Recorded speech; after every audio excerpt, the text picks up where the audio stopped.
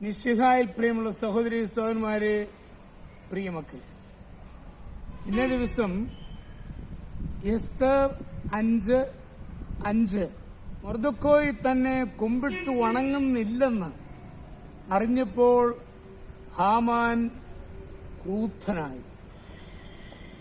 Haman മൊർദെഖായിയെ വെറുത്തു. വെറുപ്പ് വർദ്ധിച്ച് ഹാമാൻ മനസ്സമാധാനമില്ലാത്തവനായി തീർന്നു. അസ്വസ്ഥ ചിത്തനായ ഹാമാൻ നീതിബോധവും മനുഷ്യത്വവും സുബോധവുമില്ലാത്തവനായി തീർന്നു. രാജാവിന്റെ ഇഷ്ടമന്ത്രിയായ ഹാമാനെ മൊർദെഖായി ബഹുമാനിക്കാതിരുന്നതാണ് വെറുപ്പിന് കാരണം. വെറുപ്പ് വിദ്വേഷമായും വൈരാഗ്യമായ രൂപം പ്രാപിച്ചു. മൊർദെഖായിയെയും യഹൂദജാതിയെയും കൊന്നൊടുക്കുവാൻ പരിപാടി തയ്യാറാക്കി. പക്ഷേ പ്രതീക്ഷിച്ചതുപോലെ കാര്യങ്ങൾ നീങ്ങിയില്ല. മൊർദെഖായിയെ തൂക്കിലിടാൻ ഒരുക്കിയ കഴുമരത്തിൽ ഹാമാൻ തൂങ്ങി മരിക്കുവാനിടയായി.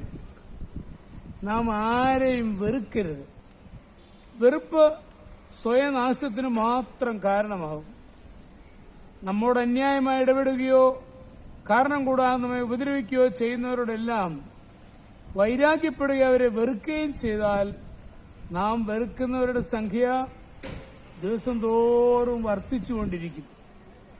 അവരെല്ലാം നമ്മയും വെറുക്കും. അനേകരോട് മുഖം മറിച്ച് ജീവിക്കാനിടയാകും. അത് പ്രയാസമേറിയ അനുഭവമായിരിക്കും. നമ്മുടെ ഉള്ളിൽ ആരോടെങ്കിലും വിദ്വേഷാഗ്നി നീറി പുകയുന്നുണ്ടോ?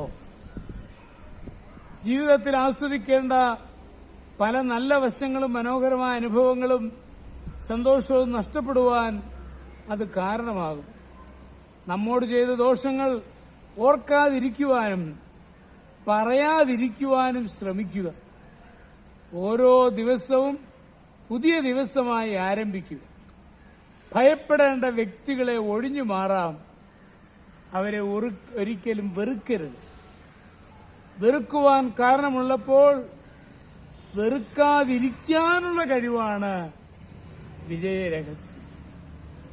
നമ്മുടെ കർത്താവ് മിശിഹായുടെ കൃപയും പിതാവായ ദൈവത്തിന്റെ സ്നേഹവും പരിശുദ്ധാത്മാവിന്റെ സഹവാസം പരിശുദ്ധ അമ്മയുടെ മധ്യസ്ഥതയും നിങ്ങളെല്ലാവരോടും കൂടി ധാരാളമായിട്ടുണ്ടായിരിക്കും, ഇപ്പോഴും എപ്പോഴും എന്നേക്കും. ആമേൻ.